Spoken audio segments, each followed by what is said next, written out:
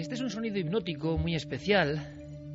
Recuerdo siempre cuando surgen las ondas que en mis primeras emisiones de radio, al comenzar hace ya tantos años esta andadura a través de este mágico medio, siempre me acompañaba esta música. ¿Y por qué será? Lo cierto es que nunca ha dejado de acompañarme. Era un viaje a las profundidades protagonizado por Jean-Michel Jarre. Era una música especialmente envolvente que yo pensaba, y sigo pensando, que es ideal para noches como esta.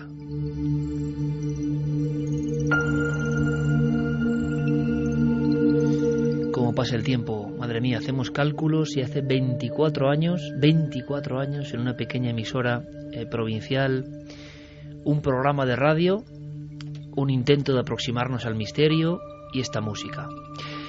Y siempre ha sonado cuando nos hemos juntado aquí un puñado de amigos para recordar, para reflexionar, a veces para, quién sabe si, renovar nuestros votos, nuestras ilusiones. Es muy bonito hacerlo porque realmente en las dos últimas temporadas habíamos variado el formato, nos despedimos con otras cuestiones, pero en esta ocasión era bueno volver a los orígenes y saber cómo está el patio. Casi entrevistar a nuestros compañeros para saber cómo lo han vivido, cómo lo han sufrido, cuáles han sido sus momentos de gloria, cómo ha sido ese año apretado que hemos continuado persiguiendo algo tan etéreo y tan maravilloso como el misterio.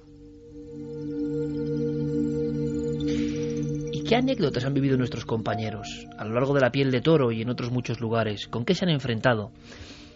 ¿Han tenido grandes aciertos, grandes errores? ¿Ha habido casos increíbles que han alimentado aún más su fe? ¿Ha variado su manera de pensar? ¿Son distintos estos reporteros, compañeros de nuestra familia, a los que eran hace 2, 3 años? ¿El misterio los ha transformado? ¿Qué se han encontrado en el camino? Porque al final la radio, aunque sea una vez por año, tiene momento para la reflexión, tiene momento para la tertulia, tiene momento para la introspección. Y realmente los protagonistas van a ser ellos. Yo los he conjurado aquí, los he conjuntado como si fuese una hoguera, una vieja hoguera chamánica, para que nos cuenten sus cosas, para que aprendamos de ellos, para que disfrutemos, para que analicemos, porque creo que es una bonita forma ya tradicional de despedir el año. Un año que ha sido intenso, un año del que también vamos a hablar, ¿verdad, Carmen? Un año con muchísimas historias, algunas muy, muy, muy emocionantes. Y un año, además, donde hemos sentido a través de Milenio 3 un cariño muy especial, un afecto enorme.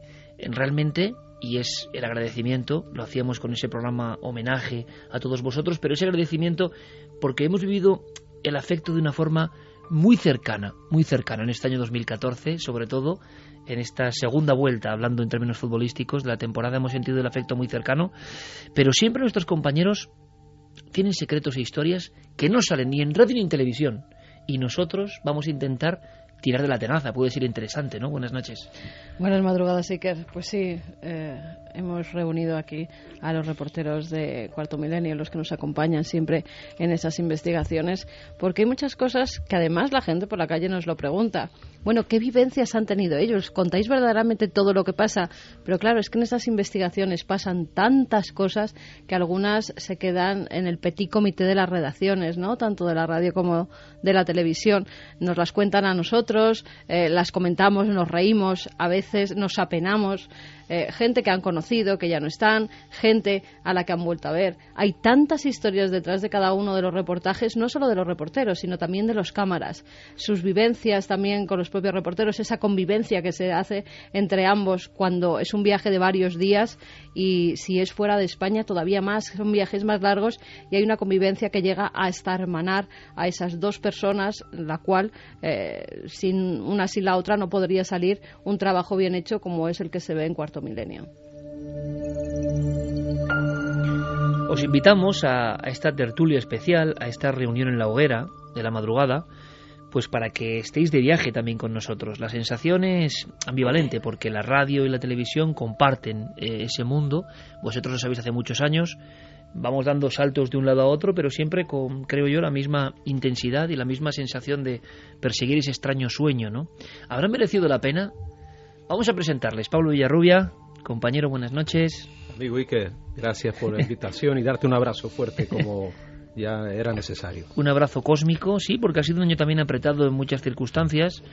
Yo tengo que decir que el equipo ha hecho un trabajo formidable, un trabajo de enorme responsabilidad.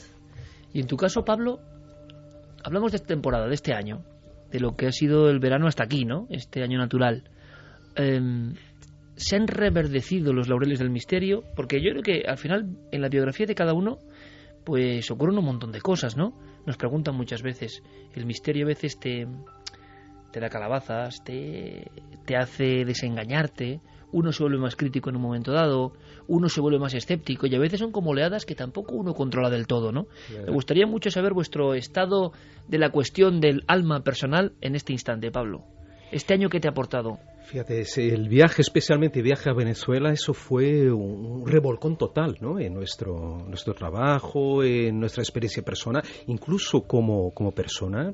Bueno, claro, como dijo Carmen antes, es imposible hablar de todo en televisión porque hay un espacio limitado, normal, ¿no? Y tenemos que seleccionar.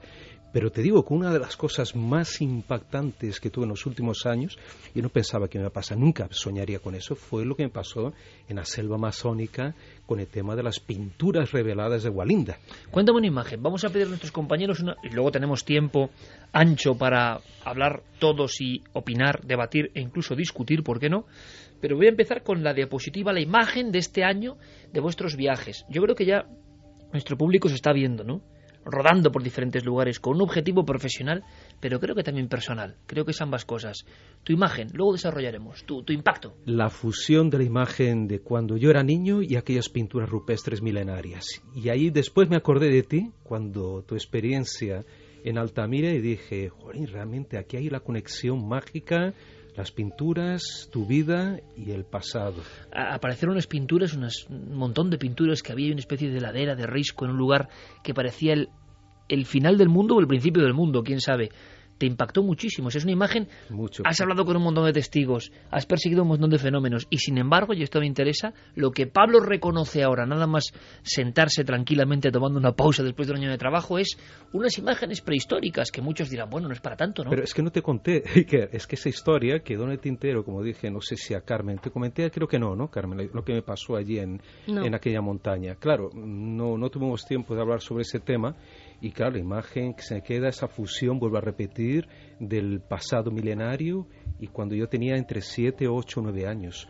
Eso fue una comunicación, no sé qué pasó exactamente. ¿Qué te pasó? Allí. Cuéntanos, por favor. No, pero tú me dijiste que te diera un resumen. Bueno, vale, pues luego nos cuentas. Es interesante, o sea, que ha habido ya un acontecimiento en Pablo Villarrubia en concreto que le ha hecho flash. Eso es interesante, porque son muchos años ya detrás del misterio. Paco Pérez Caballero, compañero, buenas noches. Buenas noches, Iker. Paco ha tenido, y lo hemos comentado en alguna ocasión en la televisión, muchas transformaciones personales también, porque no ha sido papá, claro, mayor transformación que esa en este año. Y además cuando uno está tocando estos mundos, ¿no? Y estas reflexiones, y cuando no es, me imagino, una vida muy convencional, pues todo influye y agita como un cóctel. Paco, tu imagen, ¿no? de este año, la primera con la que podemos, nuestra carta que lanzamos al tapete para todos los oyentes. Yo creo que este año para mí por lo menos ha sido muy diferente a otros años. Es verdad que mi evolución personal está ahí, el ser padre pues te abre los ojos a un mundo maravilloso y más que nunca estoy implicado en esa lucha por devolvernos la ilusión que nos han robado, ¿no? Esa ilusión que parecen todos empeñados en decirnos que no existe, ¿no? Que estamos de repente has sido consciente, ¿no? De la mayor de las conspiraciones. Es que es como ponerse ante un espejo, ¿no? Cualquiera que tenga hijos lo puede contar. Yo no creo que cualquiera, pero bueno. Pero mucha gente. Y los que no lo puedan contar, yo les invito a que se asomen a ese abismo, ¿no? Y es verdad que nos ha abierto a todos un poco los ojos el ser padre. Y en mi caso, además, se ha dado la circunstancia de que este año ha sido especialmente rico en temas muy extraños, ¿no?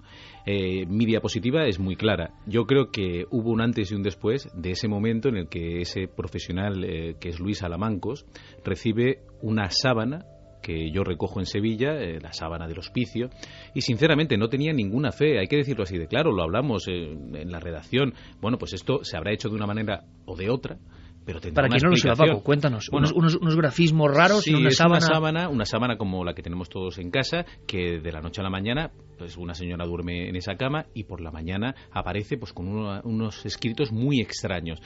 Está como si hubieran quitado hilo a hilo, ¿no?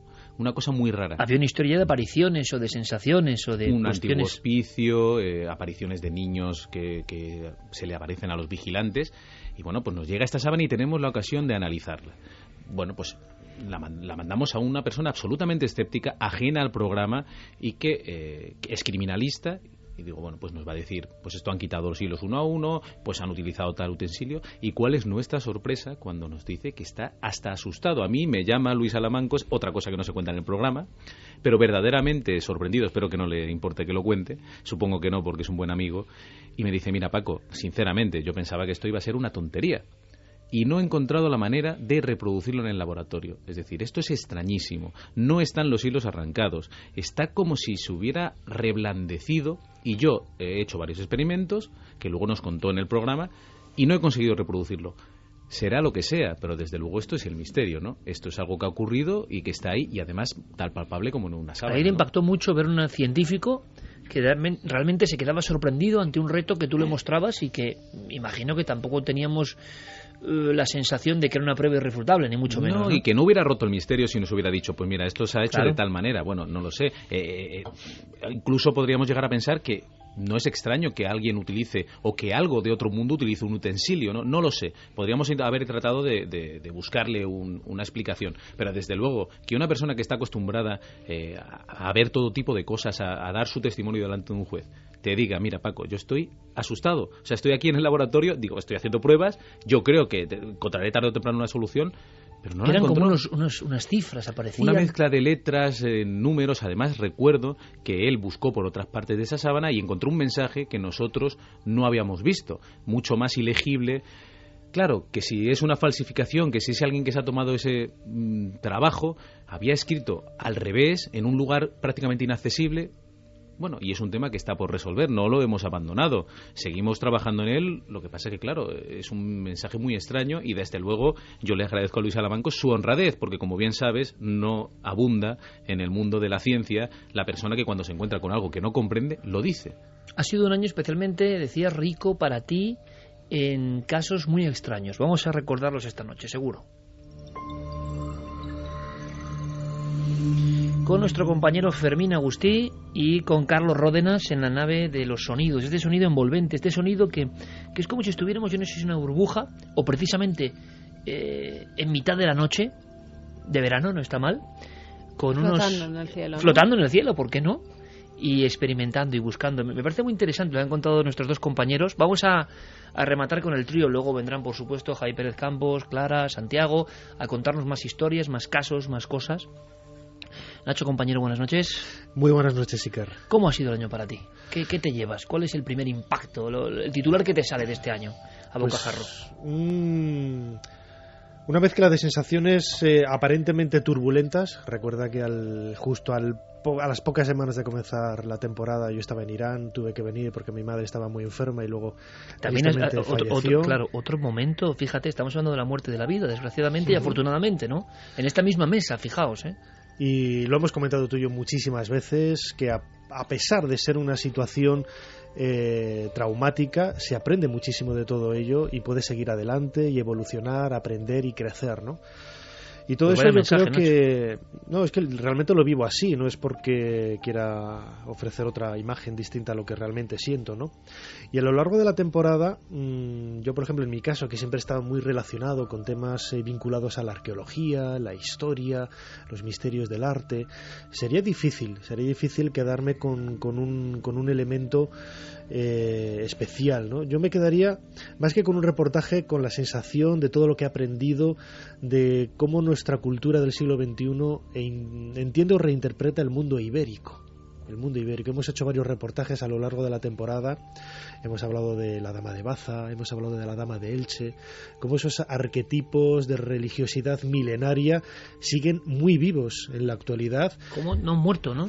Cómo la gente los sigue adorando. En efecto, son elementos que han trascendido el paso del tiempo y que son muy nuestros, ¿no? Todo el mundo me conoce que yo soy egiptólogo y la cabra tira al monte, ¿no? Y yo pondría muchos temas de Egipto y sin embargo el mundo ibérico me ha atrapado, me ha entusiasmado, me ha apasionado y he descubierto infinidad de detalles y satisfacciones, ¿no? Como por ejemplo el correo que escribió, por ejemplo, José Presedo, el hijo de Francisco Presedo, el descubridor de la Dama de Baza, agradeciéndonos el tratamiento que habíamos dado del tema, de la figura de su padre, que se había reconocido por fin quizás el trabajo de su padre, que sí que es cierto, en el mundo arqueológico pues no está tan reconocido, ¿no? Como debería. Si me permites, Nacho, y abrimos ya el debate en este mismo instante, que es lo que seguro el público está esperando para saber cómo nos vamos comportando y cómo va fluyendo esto, pero lanzo una primera cuestión, y es que este año en concreto, yo creo que la larga trayectoria, ¿no?, de este programa, que repito es hermanado y que muchos de los contenidos se solapan o se complementan, pero fijaos, yo he notado una cosa este año en concreto interesante, y es que algo hemos hecho por el pasado de nuestro país, en el sentido de la Dama de Baza y la gente acudiendo a ver la Dama de Baza o las reproducciones, la campana de Velilla y la gente yendo a ver la campana de Velilla y a ver qué ocurre. La Dama de Elche, el resto del Casar. Colas en el museo cuando nunca se le había hecho ni caso al pobre. Claro, entonces, esto queda mal decirlo, pero hombre, una vez al año podemos decirlo, ¿no? Nosotros no somos arqueólogos profesionales, ¿no? Nuestra perspectiva de trabajo no es estar al nivel de...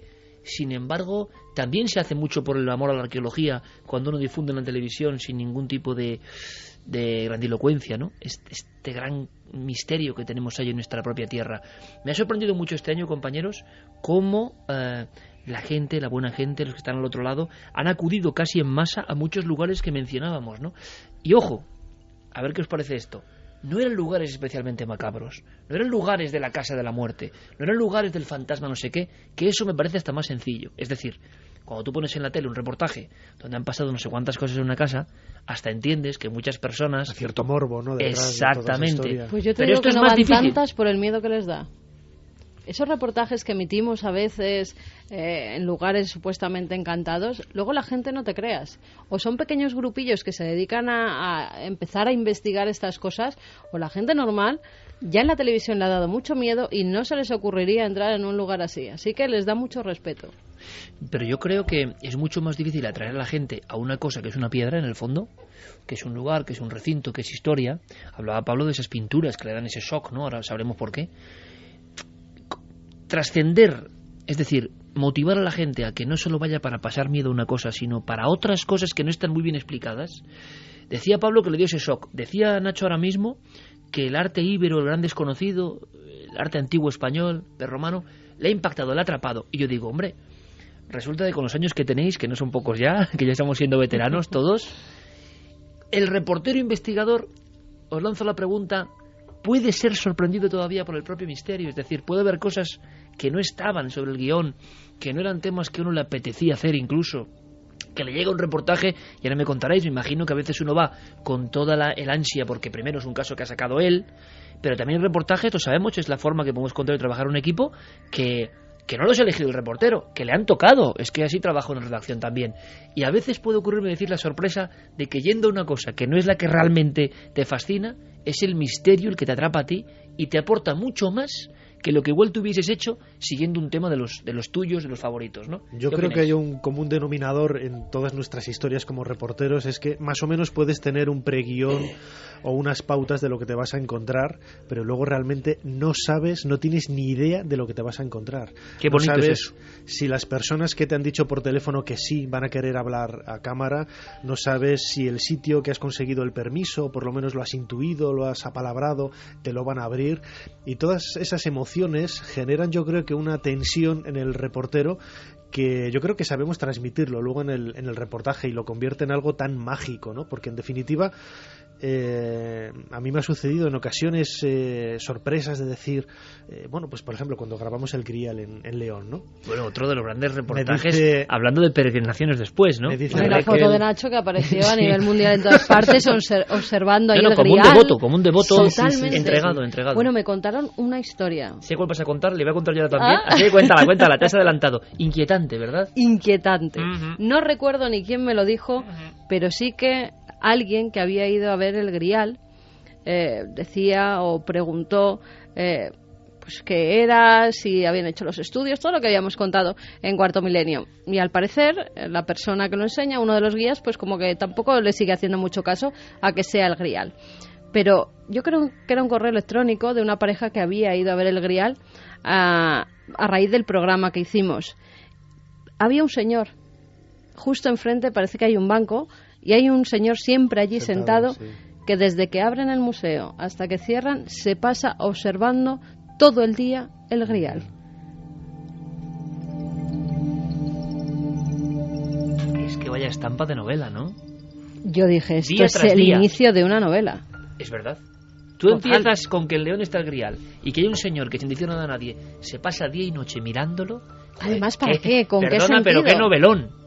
Luego a lo mejor nos está escuchando ese señor. Ojalá. No sabemos si que nos escriba, que nos diga por qué ese interés. Yo no lo sé. A mí me han llegado informaciones de gente que ha ido a visitar el museo y en efecto se lo han encontrado allí. De decir, salir el grupo, porque se visita por grupos, y decir una de las personas que salía con el grupo, bueno, ahí queda uno de los nuestros. No, ese es un señor que siempre está ahí, decía el de seguridad.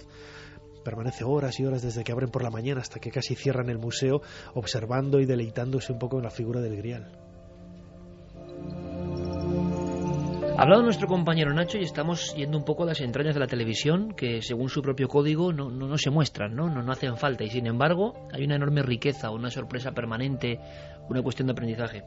La emoción, el vértigo, lo inesperado, compañeros, ¿estáis de acuerdo o no? Lo inesperado os ha abordado todavía. Yo creo que es muy bonito tener un oficio donde lo inesperado puede salir de repente al paso y te puede dar, ¿no? A Pablo yo creo que en Venezuela le salió al paso, pero en muchas ocasiones, porque los correos que recibíamos yo decía, madre mía, este pobre hombre, ¿dónde se está metiendo? Porque había momentos que no recibía correos seguramente porque no había cómo enviarlos de varios lugares. Pero mira, solo retomando lo que dijo Nacho antes, que interesante, claro, lo inesperado.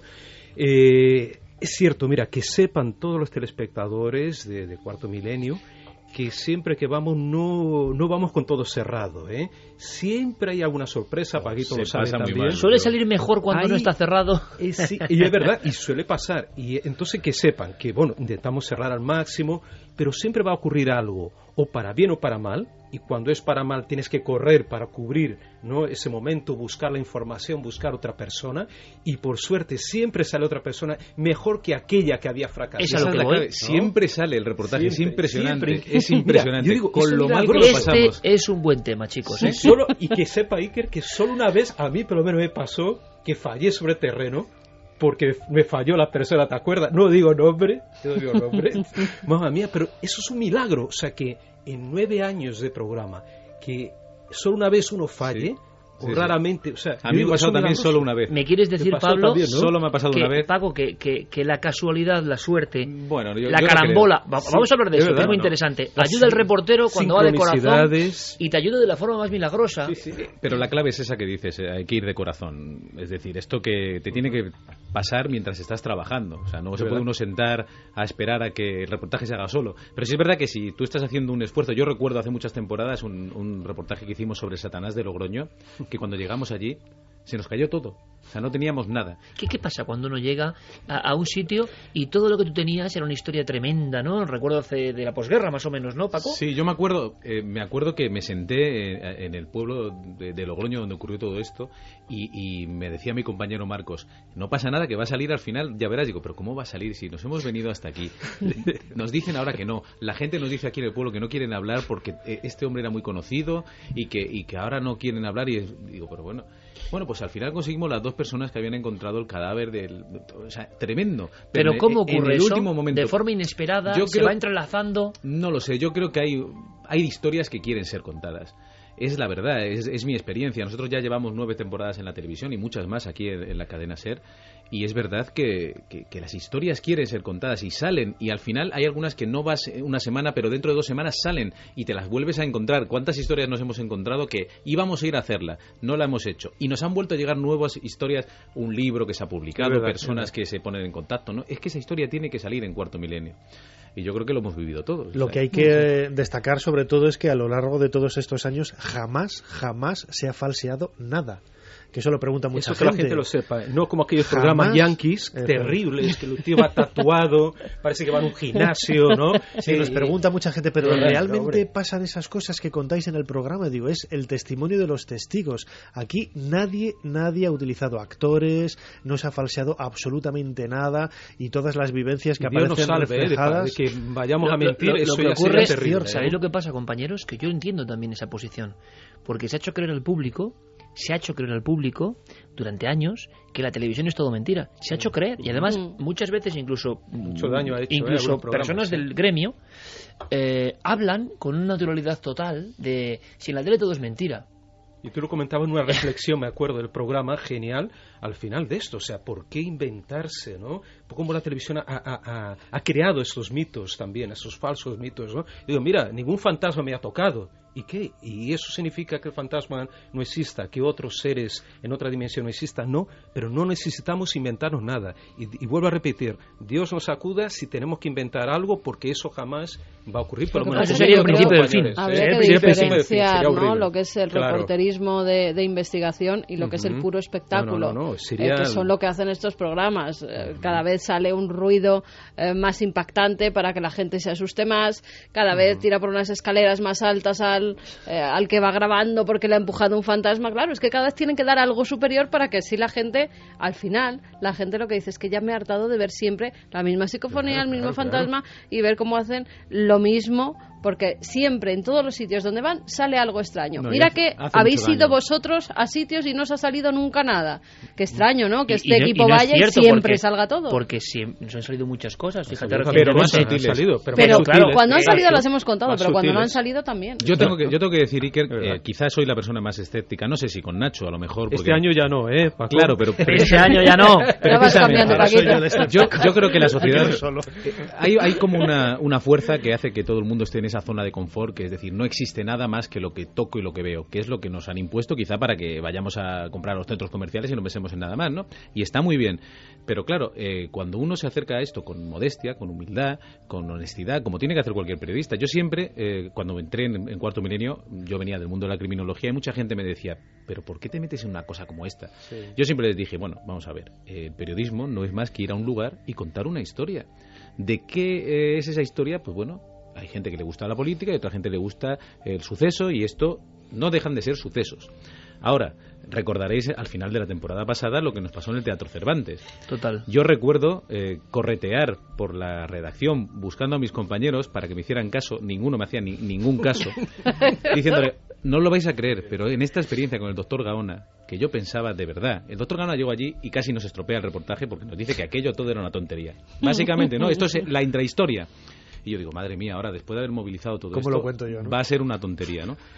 Y resulta que se queda allí, se va sugestionando, se va metiendo en la historia y dice, escucho unos pasos y tal. Bueno, yo cuando salió de ese teatro, y lo cuento aquí sinceramente, digo, este hombre pues se le ha ido la cabeza, digo, se ha metido tanto en la historia y él mismo, bueno, estaba blanco, se puso enfermo y luego íbamos a ir a comer un bocadillo que era ya a las 3 de la mañana y no hay que quería contar, ni comer. Paco, yo siempre te hago este anexo, ¿no?, de decir, hay que contar que él nota una presencia dentro del teatro. Exacto, donde ya había habido fenómenos extraños, una muerte y demás. Por si alguien no lo sabe y que ahora lo busque se queda allí solo, solo está grabado por cámaras que él mismo maneja, night shot. Nosotros estamos fuera a las 2 de la mañana en Almería, en ese Teatro Cervantes de Almería, no hay nada ni nadie, ni un ruido, ni un sonido, ni nada de nada. Y claro, yo cuando llego a la redacción y reviso ese material, pues no espero encontrar nada, sinceramente. Y digo, bueno, pues ya está muy bien la experiencia de un médico psiquiatra de prestigio que pierde los nervios, ¿no? Me parece que ya es un pedazo de historia para Cuarto Milenio. Pero claro, cuando yo empiezo a escuchar con los cascos, llego al momento donde él escucha los pasos, yo que tengo esa atmósfera controlada y que sé exactamente lo que hay y lo que no hay, y que no puede ser que entre ningún ruido, y de repente se oyen unos pasos que no son los del doctor Gaona, pues hombre, yo intentaba ya buscar a mis compañeros que alguien me dijera, oye, no estás tú también alucinando, porque esto se contagia, ¿no? Y claro, me costó. Tuve que ir varias veces. Recuerdo que Camilo, nuestro realizador, me decía, bueno, pues yo no escucho nada. Ahí hubo como un debate y al final todo el mundo llegó a escuchar esos pasos que se oían perfectamente. Nuestro miedo era, ¿lo escuchará la audiencia? Yo creo que se pudo escuchar. Y aparte que el propio Gaona estaba convencido de que había una presencia dentro del teatro. Totalmente. Además, Gaona dijo una frase que es otro ejemplo de transformación extraordinaria, la de Gaona. Lo hemos cambiado totalmente. Sí, yo a veces pienso si embrujamos a la gente, ¿no? Empiezo a pensarlo, sabiendo de algunos invitados y su trayectoria, ¿no? Yo también lo veía muy escéptico, al principio, si estamos todos en una esfera de locura extraordinaria, ¿no? Pero la sensación es que Gaona dijo una frase que me parece lapidaria y tremenda, ¿no? Mire, Iker, yo decía, vamos a ver, doctor, usted con el currículum que tiene, me está diciendo que había un fantasma. Dice, sí, una presencia. Digo, ¿pero cómo era esa presencia? Y me dijo la frase, era tan clara que podría señalar con el dedo, dentro del teatro, en qué butaca estaba. Esa es una descripción muy buena, ¿eh? No es, siento que me observan. No. Es muy podría señalarlo. Porque él empieza, yo animo a que todo el mundo escuche sus palabras, porque él empieza como a intentar buscar una explicación, ¿no? Pues esto es el lóbulo frontal, y llega un momento que empieza ya a decir, bueno, hombre, ya es que no tengo respuesta de lo que está pasando aquí. Y es que, Paco, me están persiguiendo. No sois vosotros, digo, pero... Y nosotros, claro, yo entiendo que a través de la televisión, como tú decías, la gente dice, todo esto es mentira. Está todo montado. Es que se ha creado esa fábula que en muchos casos es real de la televisión. Claro. Pero Que sí. A mí me parece que hace mucho daño el propio medio, que es que los propios profesionales digan que no, que es todo un teatro. Pero si es que no es verdad tampoco. Pero fíjate, no en todo. Un detalle interesante. O sea, yo creo que gran parte del éxito de Cuarto Milenio viene por el prestigio de los invitados. A mí, cuando me incorporé hace 4 temporadas en la sexta temporada al programa, aunque yo había colaborado... En cuatro. Sí. Por eso he corregido. No vayamos a liarla. Por eso he corregido, me he dado cuenta. Cuando me incorporé en la sexta temporada... aunque yo había colaborado con vosotros desde la primera, hubo gente de esta casa, no voy a decir nombres, que me dijo, pero a ti realmente Es el momento, la verdad. Es el momento. ¿A ti realmente te va a compensar estar en Cuarto Milenio? Porque, claro, tú estás de director de revista de arqueología, es una revista con mucho prestigio en el mundo académico, con la presidencia, con Su Majestad la Reina Doña Sofía, la ex reina ya. Y luego te das cuenta que realmente en la realidad cotidiana de la calle el misterio está totalmente imbricado en la vida académica y en la vida normal, y prueba de ello es la cantidad de catedráticos, profesores que han venido y a que hemos podido entrevistar para el programa, y a ninguno de ellos ha puesto, bueno, ha habido algunos que no han querido salir, pues como me decía hace unas semanas Arturo Ruiz, catedrático de prehistoria de la Universidad de Jaén, me dice, tontos son ellos, ¿no? Me decía, o sea... Claro, pero en porcentaje, Nacho, que esto es bueno saberlo, en porcentaje, ¿cuántos catedráticos respecto a los que pueden estar escamados con la temática del programa? La inmensa mayoría están encantados y luego saben, además, del eco que tiene lo que dicen. Y ya no solo eso, ahora son ellos los que escriben para que les saquemos. Porque Sí, recibimos un montón de correos de personas ofreciéndose, arqueólogos, profesores de universidad, biólogos, de todas las ramas posibles, ofreciéndose para el programa por sus investigaciones, por lo que han hecho. O sea, que no es la gente la que quiere venir. Porque sabe que los temas se tratan con respeto, con veracidad, con realidad. O sea, no nos inventamos absolutamente abierto nada. a todas las posibilidades. Yo creo que las únicas personas que no colaboran con el programa, y nos lo hemos encontrado también todos los reporteros, son los que nunca han visto el programa. Exacto, porque al final se quedan con esa etiqueta, yo creo que malintencionada, que algunos nos ponen, de programa de fantasmas, como una cosa despectiva, ¿no? El programa podrá llevar fantasmas, por supuesto, ¿por qué no? Pero es mucho más amplio. Pero tiene de todo, ¿no? todo, tiene todo. ciencia, tiene historia, y siempre tratado desde todos los ángulos. Tenemos personas escépticas, personas absolutamente creyentes, y en medio estamos todos nosotros, que al fin y al cabo somos periodistas, que yo creo que es una palabra Hacemos de muy puente grande, para contar la claro, historia, y que nada más. realmente está devaluada y que tenemos que luchar por devolverle su sentido. El periodista Y hubo no es más que un agoreros contador, también, ¿no? agoreros diciendo que ya no tendríamos más temas, que los temas se terminarían y que ya no tendríamos nada que hacer. Y te reboto la pregunta. Eso nos lo Pablo. dijeron a nosotros cuando empezamos en 4, nos ¿Ah, sí? dijeron, A ver. ¿tendréis para 13 programas? No creo, no creo. No, porque el concepto del misterio estaba muy limitado, Cerrado. ¿no? Claro, claro. Y yo reboto la pregunta. ¿Por qué creéis que hay más temas? Porque de verdad es laborioso y es difícil. Y estamos esta noche, y os lo agradezco mucho, de verdad, compañeros, porque me gusta mucho cómo lo estáis contando, y yo espero que el público lo disfrute, porque no es habitual que un grupo de digamos, de personas que genera un fenómeno en la televisión, como es Cuarto Milenio, simplemente por la duración y la permanencia. No es nada normal. Lo hablábamos hace poco Carmen y yo, en un viaje hacia Mérida, decíamos, oye, no es muy normal, igual es que no nos damos cuenta. Es que estar un año en la tele, 2 años es un enorme éxito. 9 años es incomprensible, ¿no? Y es gracias a todos los que están ahora mismo al otro lado de la radio, por ejemplo, o al otro lado de la tele. Y entonces nos debemos, yo creo, ¿sabéis? Sinceridad. ¿En qué aspecto? Yo pienso que el público, y estoy a reflexionar, pero creo que es una noche para eso, pienso que el público, si tú te equivocas, que no creo que nos hemos equivocado muchas veces, y rectificas, el público sabe lo que estás haciendo perfectamente, y sabe que no te escondes de nada ni de nadie, y sabe que si tú te equivocas, vas a tener la cámara, como ha ocurrido en alguna ocasión, porque la equivocación o un dato, y lo comentas. Y sabéis, yo pienso que eso no es vergonzante, sino al revés, que el espectador o el oyente saben, de estos me puedo fiar, porque cuando se equivoquen me lo van a decir. Lo habitual es equivocarse pero no decirlo, y no solo eso, y mantenerse en una especie de fantasmagoría permanente, ¿no? Entonces yo creo que por lo menos nuestro público sabe que si Nacho va a un sitio, Pablo va a un sitio, Paco va a un sitio y pasa algo, una gran parte del público, no creo que todo, porque como digo, los conceptos, los convencionalismos han hecho mucho daño sobre la tele, la propia naturaleza de la tele y utilizar la tele para no sé qué métodos y qué forma de expresar cosas ha hecho también mucho daño, pero una gran parte del público fiel saben que si pasa algo es verdad, y eso es una maravilla, porque eso tampoco es fácil. Eso tiene que ser labrado con mucho tiempo. Si no, no te van a creer. Imaginaos la mala suerte que podíamos tener que en el programa 1 o 2, imaginaros lo que estoy contando, tengamos un fenómeno que realmente se produzca, hablando de fenómenos extraños. Nadie lo hubiese creído. Hubiesen dicho, estos han empezado, porque a mí me han contado historias, y algunas han rondado por aquí, de programas en España, hay que decirlo claramente, donde incluso se falsearon fenómenos poltergeist, fenómenos de rotura de vasos y demás, perfectamente hechos como puro ilusionismo, y la productora correspondiente lo daba como normal. El gran tumor de la televisión es que hay personas que consideran que el fin justifica los medios y que esto es un puro espectáculo. Un puro espectáculo. Claro, para el grupo que forma Cuarto Milenio resulta que esto no es un espectáculo. Esto no es un espectáculo, es una forma de aproximarse a una verdad en la que se cree o una forma de caminar por la vida. Pero mucha gente sí sabe que no les vamos a engañar. Otros, claro, tendrán que lanzar infundios y cosificarnos en ese mundo extraño, pues para que esto no cunda, porque el fenómeno está, y vosotros lo habéis vivido, y me gustaría saber cómo lo vivís, ¿no?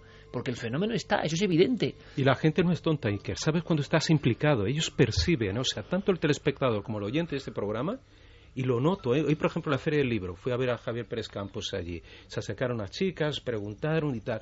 Y ellos perciben hasta qué punto estás implicado, hasta qué punto te esfuerzas. Ya perciben, yo creo que tienen esa... Como les gusta el tema, ¿no? Ellos saben si Paco fue realmente al lugar y lo sienten. Y te dicen, Pablo, Juni, qué malo pasaste allí en Venezuela, no sé qué y tal, ¿no?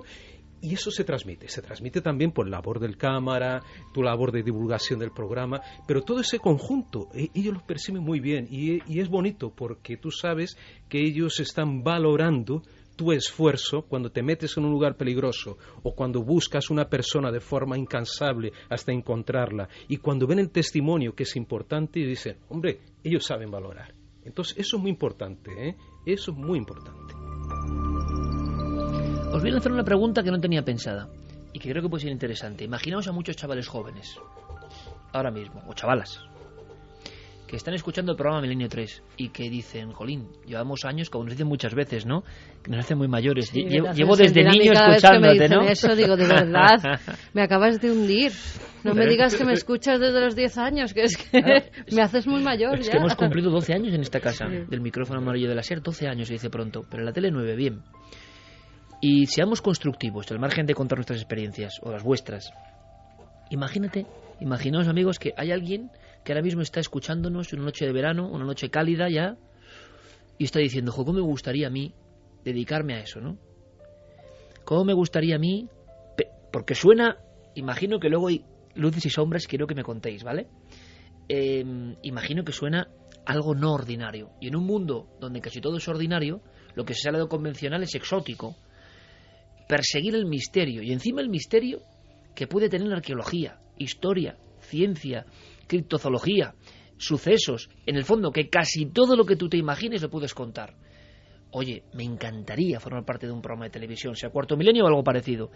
Y os lanzo la pregunta, en vuestra opinión, con ya muchos años en la espalda de reporterismo, que tampoco es fácil, cosas buenas y malas de vuestro oficio de reporteros tras el misterio en televisión. Y hay que ser valientes. Cosas buenas y malas. Y también lancemos un mensaje, yo no sé si de ánimo, ¿qué tendría que tener ese reportero o reportera que igual tiene 20 años, 18, que está en la facultad y que dice, yo quiero estar ahí? ¿Qué hace falta? Ahí os lanzo el toro. Mucha curiosidad, ¿no? Yo creo que principalmente, ¿no? Yo creo que, también, ¿no? creo que la respuesta aquí la tiene Javier Pérez Campos. O sea, yo no me voy a mojar mucho más. Yo creo que si alguien quiere ser un periodista ser muy como constante, nosotros, ¿no? Sí. Incluso pesado. Ver a Javier Pérez Campos y transmutarse en él, porque es una de estas personas que lo han conseguido. Yo creo que en este mundo de desilusión, donde todo el mundo te dice que no hagas lo que quieres hacer, es muy difícil, o sea, vamos a ver, no vamos a volvernos locos. Es muy difícil llegar al primer nivel, muy difícil. Yo creo que en el caso de los que estamos aquí, algunos llevan toda la vida tras el misterio, a otros nos ha llegado el misterio de casualidad, ¿no?, de nuestra labor profesional. Pero uno tiene que hacer lo que quiere y dejar a un lado la razón. Que pues lancemos mensaje, claro, que es muy interesante, porque no se lanza. Esto de la razón de, no, es que claro, tienes que...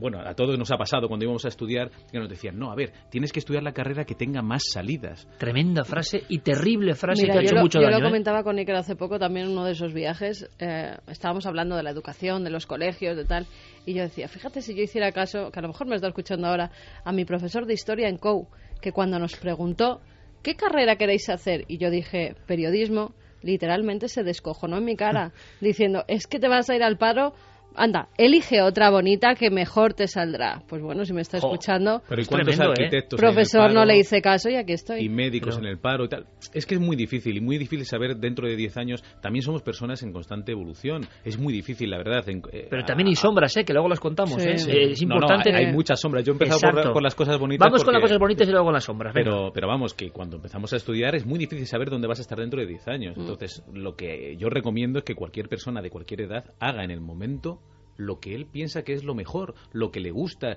y que luche por ello. Nadie le va a asegurar el éxito. Nadie, ni nosotros, ni... Y me estás contando, Paco, y quiero escuchar a Nacho y a Pablo también, bueno, a todos, que va a haber un enorme sistema, que esto que estamos hablando es muy peleagudo, y yo en alguna ocasión, cuando lo he dicho al final del programa, he recibido un feedback enorme de gente que, oye, me ha aliviado escuchar esto, ¿no? Hay un enorme entorno familiar, laboral, de amistades, desilusionador. Totalmente. Hay un mensaje que prima, que es no hagas esto. Esto es de locos. Y la frase que ha dicho Paco, yo lo voy a decir como lo siento. Ha generado tanta frustración en este país y en otros, me imagino. Busca algo que tenga salidas. Luego igual hay una salida y la gente no encuentra ni la entrada ni la salida. Es decir, no sabe qué está haciendo. Y te vas a dedicar tu vida entera a eso. No es fácil, no solo por la cuestión laboral, sino porque, me imagino, yo os lanzo la pregunta. Hay un montón de personas, tú ¿qué? Lo estáis contando aquí. En saltos caso, profesionales ejemplo, lo han dicho también. No, hay que hacer como Nacho. Llevaba siempre una cámara de vídeo donde fuera y hacía entrevistas a mucha gente que ella no está entre nosotros y que es un material histórico que tiene Nacho. ¿Te acuerdas? Hace 15 Incluso años a Iker o más, Jiménez, ¿no? antes de que empezara la Sí, radio y claro, la televisión, y a Carlos Porter. Pero un chaval que no Entrevista. sabía... No qué iba a saques ser nunca esas exactamente. imágenes, por Dios, Pero Nacho, de verdad. Lo que estoy comentando es que el entorno a veces Sí. es el primer eslabón o la primera dificultad. Que Te hablamos a ti, te quita te el- hablamos a ti, a ese joven que está ahora soñando. Oye, que es que estamos en época de exámenes, que estamos con gente que está jugando sus vocaciones y que nosotros no solo somos los que hablamos de fantasmas, yo creo, y mucha gente lo sabe, que hablamos también de hacer lo que te gusta, de entusiasmar. Hay que hablar a esta persona. En mi caso, por ejemplo, salvo mis padres que siempre me apoyaron en querer llegar a ser egiptólogo, hacer historia, estudiar en la Universidad de Valladolid, sí que es cierto que el resto del ambiente en el que yo me movía era bastante reaccionario, en el sentido de que estudiar filosofía y letras e historia era una carrera que no tenía futuro.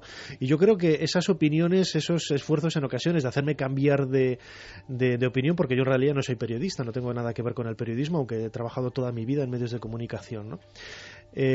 Todas esas visiones tan negativas de mi futuro es lo que me alimentó para generar todavía más entusiasmo y creer en lo que yo hacía. Y eso es interesantísimo lo lo que cierto estás es contando, O sea, absorbiste toda esa energía que no era buena, aunque muchas veces las personas nos dicen no vayas por ahí porque realmente nos aprecian y creen estar en lo cierto de que nos vamos a estrellar. El hombre solitario, en este caso el reportero Nacho, hablamos como reportero, como buscador, como investigador, absorbe toda esa energía y toda esa desilusión para convertirla en ilusión. Sí, o sea, tú piensas un niño de 13, 14 años, en aquella época no había internet, no había donde conseguir fotografías de Egipto, pues yo he hablado con mis profesores en el instituto, ya con esa edad, 14 años, yo ya iba a la biblioteca de la universidad, conocía a los profesores, cogía de allí los libros, ahí me conocen desde hace décadas, parece que fue ayer, ¿no? Pero es de hace décadas. Y sigo manteniendo una muy buena relación con todo el profesorado, ¿no? Pero precisamente ese entorno tan negativo fue, yo creo, lo que me ayudó a seguir adelante. Sí que es cierto que hay que sacrificar muchísimas cosas, ¿no? O sea, vamos con ello. Y por también ejemplo, hay que tener una personalidad muy definida, ¿no? Para hacer saber oídos desde sordos muy pequeño, claro, lo que quieres hacer. Y si de verdad quieres hacer eso, ser valiente y apechugar con todas las consecuencias. ¿Qué es lo mejor de ser reportero? Os pido una frase, ¿eh? ¿Qué es lo mejor de ser reportero? Y estamos hablando en concreto, aunque muchos simultaneáis y sois personas que hacéis... El investigador, el buscador siempre hace muchas cosas, pero estamos hablando en este caso de las entrañas, ¿no?, de Cuarto Milenio. ¿Qué es lo mejor de tu oficio? Lo que se aprende en cada viaje. A mí me fascina, me alucina. O sea, sabes que mi programa Ser Historia, en muchas ocasiones aprovecho los entrevistados que son arqueólogos, profesores, para grabarles para mi programa. La suerte de poder estar en lugares donde prácticamente nadie ha estado, tener objetos en la mano, como cuando tuve el tesoro de Villena en mis manos, que me lo sacaron de la vitrina. Siempre lo inesperado te hace aprender. Increíble, es una sensación muy difícil de transmitir. Yo creo que la transmitimos bien en los reportajes, porque visualmente también el trabajo de las chicas, ¿no?, de Ana, de Vero, pues es bastante extraordinario, muy brillante, ¿no? Y son todas esas sensaciones con las que yo me quedaría, lo que se aprende en cada viaje. Como decía Paco, que en cada viaje es como una especie de retroalimentación, que descubres cosas que te sirven para un nuevo tema dentro de unas semanas. ¿Estáis de acuerdo, compañeros? ¿Qué es lo mejor del oficio? El factor sorpresa, yo creo. Factor sorpresa, a mí, por ejemplo, el otro día, nuestro amigo Diego Marañón, sacó un programa que era para ver Angkor, ¿no?, y varios lugares del mundo. Y yo creo que lo puse en Twitter. Mira, yo prefiero sorprenderme. Puedo ver un poquito, pero no quiero ver todo. Porque cuando llegue yo a Angkor Wat, yo quiero verlo dentro. Quiero estar allí y sorprenderme con lo que vea. Entonces, a veces Internet también te mata, ¿no? Muchas veces ese interés o la sorpresa, factor sorpresa.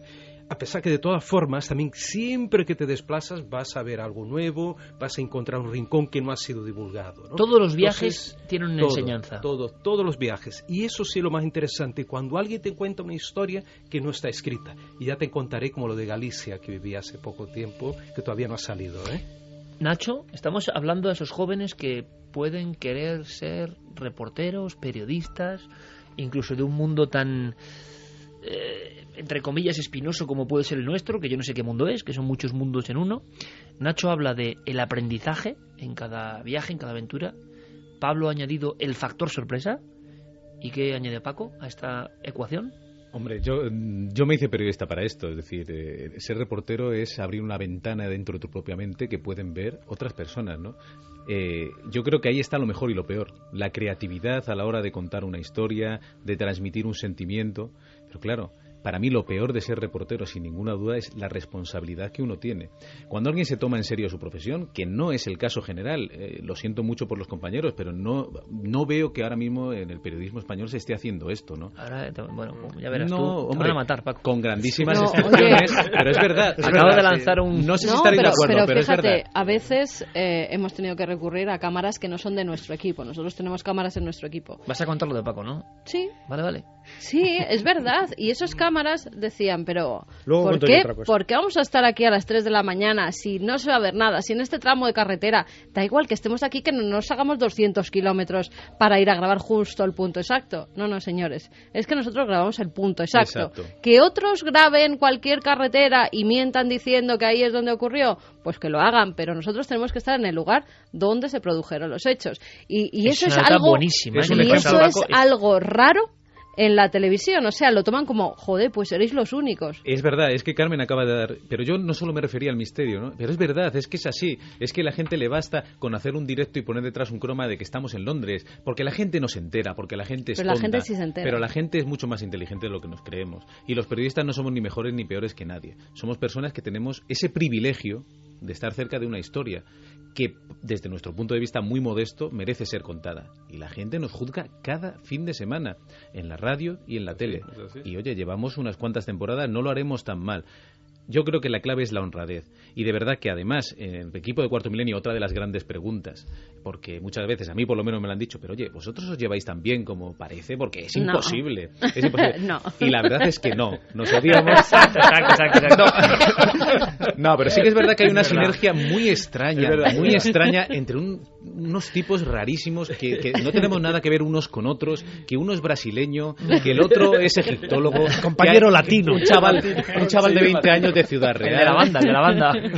Pero ojo, me lo decía Marcos Macarro, que trabaja con otros equipos, con otras televisiones. Marcos Macarro, cámara nuestro de Cuarto Milenio. Me lo dijo el otro día, Pablo. Mira, yo conozco varios equipos de televisión y verdaderamente nunca he visto tan buen rollo en un equipo de reporteros como vosotros. Me lo dijo antes de ayer, ¿eh?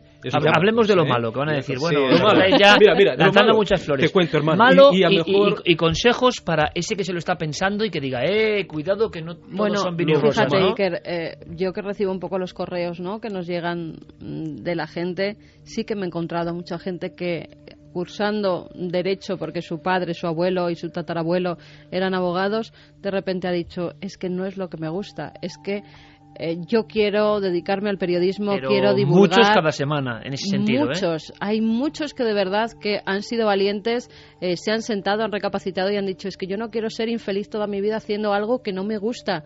Yo quiero luchar, no sé dónde llegaré, porque esto no es fácil, pero quiero luchar por lo que verdaderamente quiero hacer. Y si es divulgar, si es contar, no tiene por qué ser periodismo del misterio. Muchos quieren hacer ser historia o la naturaleza, pero se han sentado y han dicho, que de para verdad mí es que voy es a periodismo del luchar, misterio también, pero bueno. voy a luchar por eso. Y no son pocos correos que nos llegan cada semana. Exacto, es lo que iba. Luego también hay otros que llegan diciendo, oye, contrátame porque voy a dejar la empresa, sí, también, no he hecho nada en toda mi vida, no he hecho ningún reportaje, pero chico, que quiero trabajar con vosotros. Le quitamos el lugar a Paco y a Nacho. Claro, sí, Paco y Nacho ya está. Pero fijaos en una cosa que es muy interesante, y es que algo ocurre, ¿no? La televisión tiene una cosa formidable, ¿no? Que es que llega muy hondo y a nivel masivo despierta una serie de sensaciones en el público. Y cada semana Carmen recibe no 1, ni 2, ni 5. Yo creo que muchos mensajes, y esto es como, digamos, un organigrama de cómo está el patio. Personas, incluso con éxito, pero que nos dicen, ¿por qué será eso, no? No soy feliz con lo que hago. No y dices, ¿y por qué no lo dices a nosotros? Te quiero decir, ¿en qué podemos ayudarte? Y dice, quiero estar con vosotros. Porque transmitimos esa felicidad. Me ha parecido muy extraño, y os digo que de esto no hemos hablado nunca, pero en los últimos 2-3 años recibimos eso, y cuidado, no es gente que esté protestando, es gente que de repente ha sentido como que tenía que contar su situación. Oye, me han obligado, me han tirado por aquí, he creído que era lo mejor por una cuestión lógica. Entonces, yo creo que siendo honestos, diremos, oye, estos chicos que se han creído, llevan aquí no sé cuánto tiempo hablando de que son geniales, de que se llevan muy bien, de que el aprendizaje, la maravilla, pero seamos objetivamente honestos, y también habrá cosas, decíamos Pablo, que no sean buenas, hay que decirlas también. Mira, ¿no? te lo puedo contar, y te lo digo abiertamente ahora, a lo mejor no te lo dije nunca directamente, pero te lo cuento aquí en la radio. Los viajes internacionales son muy, muy duros. ¿Por qué? Por la responsabilidad. Lo ha dicho Paco, creo, el tema de Nacho. Responsabilidad. Primero, te están pagando un viaje no para pasarte unos días de vacaciones. Hay una responsabilidad, una productora, una empresa que te está bancando ese viaje. Hay una presión, por tanto dices. Y tienes que traer de resultado. Entonces, ¿qué pasa? En España, vale, puede pasar algo, pero estás en un territorio que controlas. Estás cerca, más o menos. España no es un país muy grande. Pero cuando te metes en un país como Brasil o Rusia, las cosas cambian. Te puedes encontrar es cuando peor lo has pasado, pero has traído material maravilloso. Pero la presión es increíble. Pero es muy interesante eso, Pablo, porque la autopresión a veces también es tremenda. Es decir, la autoexigencia, a veces, yo no sé si es un pecado o no, no nos permite disfrutar de lo que estamos haciendo. Mira, te lo voy a decir ahora, que tampoco creo que te lo dije esto. Cuando fuimos a Rusia, al Altai, junto con el amigo Juan Antonio Sanz, a buscar el Yeti de la República de Altai, que creo que es la primera vez que las televisiones españolas llegan allí a registrar ese tipo de historias, o ver los túmulos de los escitas, por ejemplo, aquellas pirámides negras de materia negra. Bueno, llegamos allí y nos dijeron que el gobierno de Altai nos iba a apoyar, que nos iban a recibir nada más llegar a la capital, al Gorno Altai, que era un lugar remotísimo, perdido el fin del mundo, y tú llegas allí, ¿qué es esto? ¿Pero dónde estoy yo? Te despiertas y ves, pero bueno, esto es otro planeta, ¿no? Bueno, no vino nadie a recibirnos. Además, vino un arqueólogo y todavía nos dijo, bueno, ¿qué hacéis vosotros por aquí y tal? Porque todavía de malas maneras tratándonos. Por suerte teníamos en la reserva otro teléfono de un arqueólogo de allí, le llamamos, y organizamos sobre la marcha de un día para otro, porque cada día es súper precioso un viaje de este, organizamos todo el viaje. Claro, es bueno que también... Imagínate encontrarte ese tipo de sorpresas, se te puede romper todo. Hay de el todo, esquema. ¿no? Más cosas. Hombre, es muy cansado. Yo, por ejemplo, desde que empecé a trabajar no he dejado de viajar nunca. Entonces hay gente que te dice, qué maravilla, de hombre, es maravilloso. Pero claro, llega un momento que estás harto de estar fuera de tu casa. Muchísimas horas de trabajo para conseguir un reportaje de Cuarto Milenio. A veces hay días que trabajamos 12 y 14 horas al día. Entonces, bueno, todo esto hay que saberlo también. Las personas que ven la televisión desde el otro lado también ven esto. Ven como un una trabajo cosa... comprimido, ven un trabajo... Claro, y además dicen, debéis ser todos ricos, ¿no? Entonces, salvo Pablo Villarrubia, todos los demás, pues vivimos un poco como con lo opuesto, ¿no? No nos podemos quejar porque encima somos privilegiados, hacemos lo que nos gusta y nos pagan por ello, pero bueno, no es una panacea para un chaval joven que nos esté escuchando. Ni es muy fácil llegar a la primera línea, como es la cadena SER, ni es muy fácil convertirse en un reportero de un programa que dure 9 años en televisión o que esté 12 años en la radio. Es muy complicado. Ahora, yo también, en una cosa que decía Carmen, si te vas a quedar atrapado, que te quedes atrapado en un sitio que te gusta, porque te puedes quedar atrapado en un despacho de abogados o te puedes quedar atrapado siendo juez y vivir toda tu vida teniendo dinero, pero estando atrapado, ¿no? Entonces, bueno, si uno va a fracasar, que por lo menos sea en algo que le gusta, ¿no? Si Mira, quiere ser poco, futbolista, pues bueno, pues inténtalo. Hace poco recibíamos un correo de un chico que tenía además su trabajo, decía que un coche que le pegaba mucho, un coche bonito. Dice, ¿sabéis lo que voy a hacer después de tantos años escuchando? Voy a comprar una furgoneta de estas. Me encantó ese mail. Volkswagen. Voy a hacerla como mi casa, como si fuera un caracol. Y me voy a dedicar a recorrer España, yendo de pueblo en pueblo, vendiendo, si puedo, mis pinturas, los dibujos que haga según la zona que vea, pues eso voy a dibujar, y contando cuentos a la gente. Iré por los sitios... Una versión del que llegaba al pueblo antiguamente y cantaba el cantar de ciego. Exactamente. Hasta las narices de su despacho, de sus jefes... Tiene sus riesgos también, claro. Del estrés, de su coche bonito, que le pegaba mucho... Hasta las narices de eso. Una transformación. Una transformación, pero si con eso va a ser feliz, ¿por qué no buscarlo? ¿Por qué no seguir tus sueños? Bueno, también hay una parte de riesgo en todo esto. Evidentemente nada es de color de rosa y... A lo mejor el año que viene nos escribe y dice, están las narices de contar cuentos, me voy a volver a mi despacho porque ya está bien, ya me he pasado un año sabático y me vuelvo a mi casita con mi coche que me pega mucho. El misterio, ¿cómo se reverdece en Laureles en el sentido de estos reporteros que han viajado tanto, que están contando sus historias, que si contabilizamos los reportajes, yo no sé la cantidad que nos saldrían, ¿no? Es espectacular. Bueno, hay algún reportero que los cuenta 5 o 6 veces. Como, hay algunos que valen triple. Pero bueno, muchos, varios cientos. Y para quien no lo vea, Paco está señalando a Pablo. Sí. No, hombre, no. Yo ya sé de qué está hablando. No, pero muchos reportajes y pues pero es muy fácil. Si uno está haciendo algo que le guste, siempre encuentras una motivación, ¿no? Siempre encuentras una motivación y cada tema es distinto y la verdad yo no me he encontrado... El misterio sigue sorprendiendo. Yo no he encontrado 2 temas iguales en 9 temporadas. Importante. Pero ni parecidos. Porque No. la gente te dice, no, al final que son 4 cosas, ¿no? La psicofonía, lo tal. Pues no, porque cada persona es distinta, cada persona vive el misterio de una manera diferente, te la cuenta de una manera diferente. Lo que decía Nacho es muy importante. Al final no trasladamos más que los testimonios de testigos que a nosotros nos parecen razonables, nos parecen... defendibles y entonces bueno pues es su verdad, ¿no? Cada uno os habréis sobrecogido verdad, claro. Oye, y lo peor que Nacho no ha dicho lo peor, a ver. Lo peor, exacto.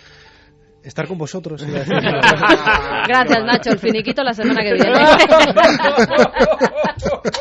estar con vosotros. Es una preciosa respuesta. Es un pequeño precio que hay que pagar, ¿no, Nacho? Sí. Hay pocas cosas. Yo sí que doy la razón, por ejemplo, a Pablo en el tema de la presión, sobre todo los inconvenientes y obstáculos que te vas encontrando al día a día.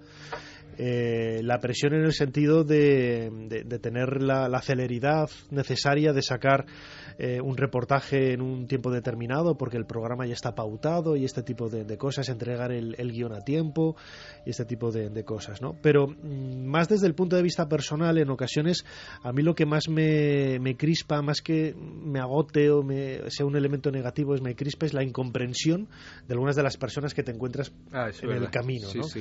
Que un poco lo que decía antes, ¿no? Que se niegan a salir en Cuarto Milenio. Son pocas, por suerte, Nacho, pocas, menos mal, ¿eh? Pero bueno, cada uno por su forma de ser. Yo, por Claro. ejemplo, en la mía me duele, ¿no? Y me dice, no, es que ese programa que salen cosas así y tal. Hay un temor enorme, fijaos, permíteme, Nacho. Hay otros muchos programas, qué curioso, que tocan un montón de contenidos. En realidad Cuarto Milenio es un magazine. Y muchos grandes magazines de todo tipo de temas han tocado misterio siempre. Sí. Pero hay como un tabú. Si el programa mete excesivo misterio, da igual que metas historia o que metas ciencia o que metas pura cuestión que nada tiene que ver con el Es lo que te es iba a como decir. la presencia del misterio. ¿Por qué? La respuesta la respuesta que doy yo siempre a esas personas, digo, entonces tampoco querrás contarlo en un informativo convencional, donde salen corruptos, violadores, asesinos. Y misterio a veces. Y misterio a veces, digo. Entonces, es un poco el hecho de encontrarte pues con este muro, que bueno, pues miras para otro lado y sigues tu camino y al final resuelves el problema sin ningún otro contratiempo, ¿no? Pero sí que es cierto que a veces es un poco duro en ese sentido. Esta es la historia de unos reporteros que indudablemente forman parte de un fenómeno peculiar que muchos seguís, que muchos seguimos, muchos participamos en él. Y yo me pregunto, porque lo estará deseando nuestro público, ¿verdad, Carmen? No sé, ¿el qué? El misterio, es decir, el sobrecogimiento, la versión más sobrenatural que puede ser en un diferente impacto, igual es delante de unas pinturas, no lo sé. El sobrecogimiento, el momento más sobrecogedor, más estremecedor, que a veces se hila con el miedo, pero no me refiero solo al miedo, me refiero a un momento puramente emocionante, que también puede ser de carne de gallina por miedo. ¿Cuál es? Es cuando te miras a ti mismo, hacia adentro de ti. Es lo que te comentaba antes. Si quieres te cuento ahora la historia de Venezuela. Pasó lo siguiente. Primero que tuvimos que caminar por lo menos 4 horas en medio de la selva con machete en mano, junto con un chamán, don Pedro, que de una comunidad indígena de la región del Amazonas, del estado del Amazonas en Venezuela. Cruzamos entonces la selva, llegamos al pie de la montaña, que era montaña sagrada de Agua Linda, una montaña que recibió culto por parte de antiguas civilizaciones de la zona, y después el tramo final, que fue lo más difícil, tuvimos que subirlo con una cuerda raída que traía este señor indígena, además sin ningún arnés, tuvimos que sujetar la cuerda atada en parte a la cintura, ir tirando durante más de 30 metros por una roca viva de granito prácticamente. De hecho tuvimos que sacarnos las botas porque ni siquiera las botas aguantaban, sujetaban el suelo con los calcetines, y tuvimos que agarrarnos, era más seguro. La roca prácticamente en este tipo de inclinación, o sea, muy inclinada. Y claro, llegamos arriba cansados, nos pusimos a descansar, era un abismo de más de 300 metros que teníamos abajo y a nuestras espaldas un paredón espectacular de más de 200 metros plagado de pinturas rupestres. Algunas muy raras, además. Algunas muy raras, hombres con túnicas, que ahí toda la historia, bueno, no voy a contarla entera aquí, de una señora que ve una figura fantasmal moviéndose allá arriba y se descubre de esa manera las pinturas. Que esto es alucinante, ¿no? Y Una después, aparición, una silueta, algo con túnica, la gente lo ve, suben y están las pinturas. Exacto. Íbamos con el buen amigo, compañero Pablo Novoa, que allí había estado hace unos años, y yo digo, este hombre con 68 años, ¿cómo subió la montaña? Digo, quiero ser como Pablo cuando llegue a esa edad, ¿no? Porque es increíble la capacidad. Es muy importante estar bien en forma física, eso sí es fundamental. Bueno, entonces me siento allí para descansar y el chamán me dice, Pedro, el chamán, Pablo, mira, haz una cosa, te vas a relajar mucho, vas a ver algo interesante, pero ven aquí, acompáñame. Entonces había una especie de hueco, un nicho entre ese abismo y la pared con las pinturas, un nicho estrecho. Como un lugar para contemplar las pinturas. Exacto, sí, entonces te metías en ese nicho, de una altura, a lo mejor una profundidad de 1,70 m, casi mi altura, y entonces te ponías de espalda, te apoyabas al fondo de esa pared y de frente tenías el paredón a una distancia de 1,5 metros o menos quizás de las pinturas, ¿no? Y veías ahí formas raras, parecían platillos voladores, había ahí hombres con túnicas, había figuras de alacranes, de animales. Y entonces dije, mira, me dijo Pedro el chamán, cierra los ojos y quédate tranquilo, y después ya me dirás. Y se fue, y me quedé solo allí. José Alberto, que estaba grabando, se fue a grabar las pinturas, y entonces cierro los ojos, y de pronto, te lo juro, Iker, no me iba a inventar esa historia, no había necesidad. Además estaba Pablo de Novoa, que estaba cerca, después vino a verme, por ahí de testigo, y empiezo a ver como una especie de una espiral que giraba delante de mí.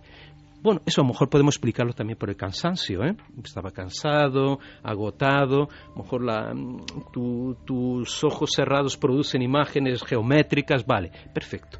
Pero lo que vino a continuación fue lo que más me sorprendió.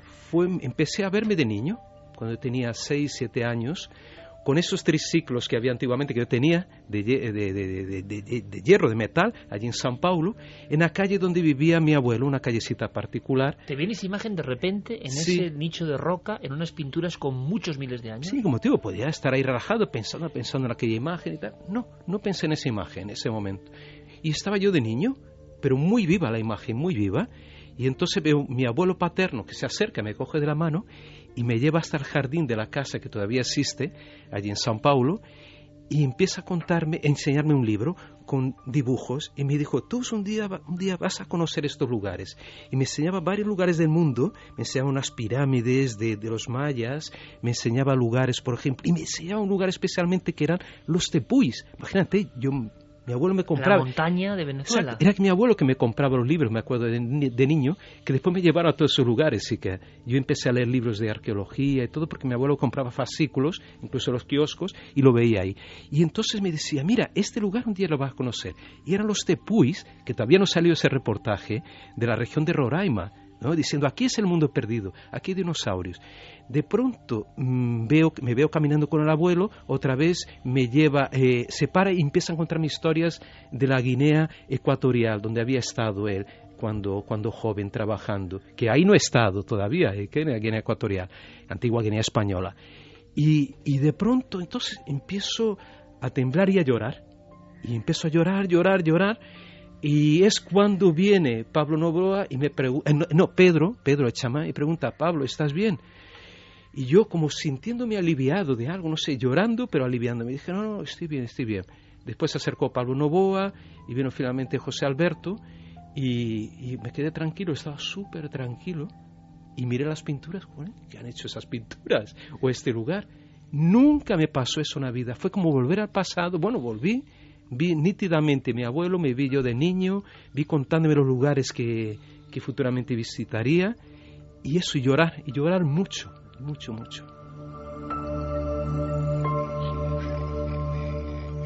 Bueno, qué bonita experiencia, ¿no? Qué auténtica, delante de unas pinturas. Parece que el encontrarse en ciertas circunstancias proyecta o abre en nosotros, decía antes Paco Pérez Caballero, eso de una ventana dentro de nuestra mente, ¿no? Cuántas ventanas están cerradas y a veces se abren inesperadamente. Cuando Pablo mencionaba eso, no es que uno quiera pensar en una cosa, sino que de repente el pensamiento le sobreviene sin que uno domine su materia. Eso es otro misterio, ¿no? No pensamos lo que queremos, aparecen esos pensamientos. Y muchos chamanes de la prehistoria hubiesen, incluso con las espirales, descrito exactamente igual el viaje de Pablo, ¿no? Es verdad, ahora que me lo está recordando. Claro, exactamente igual. Por eso, escribí espirales al principio. Exactamente igual. Oye, claro. Quiero más momentos sobrecogedores, por favor, diferentes, o de emoción, o de miedo, o de puro miedo, o de incomprensión, o de qué demonios hago yo aquí, o de, ¿por qué no?, molestia, ¿no?, de encontrarse uno preocupado. Contadme, por favor. Hombre, mi experiencia, por ejemplo, en el primer reportaje que yo hice esta novena temporada, en la cuarta como reportero, no es tan intensa desde el punto de vista psíquico, metapsíquico de Pablo, porque Pablo tiene muchas experiencias, tiene algunas en Rusia también con el vodka que podría alguna vez contar aquí. Sí, pero ya lo contamos, creo. Esas son de otro tipo, ¿no? Sí, más escatológicas. Bueno, terrible, el caso terrible, es que Por ejemplo, si recordáis el reportaje que grabamos en Menorca de la cueva de Smusols, la cueva de los sí, búhos, señor. con Pero volvemos a la prehistoria, qué curioso, ¿no? Efectivamente, como sí. si en la prehistoria hubiese un limo extraño que nos sigue hablando, ¿no? Que yo lo creo absolutamente, puedo estar equivocado, pero lo creo absolutamente. Era una cueva donde se encontró una especie de cabeza de demonio. Sí, la primera escultura antropomorfa de la cultura talayótica del año 1000, más o menos antes de nuestra era, y era una cueva que estaba en una pared absolutamente vertical de 40 metros que caía al mar.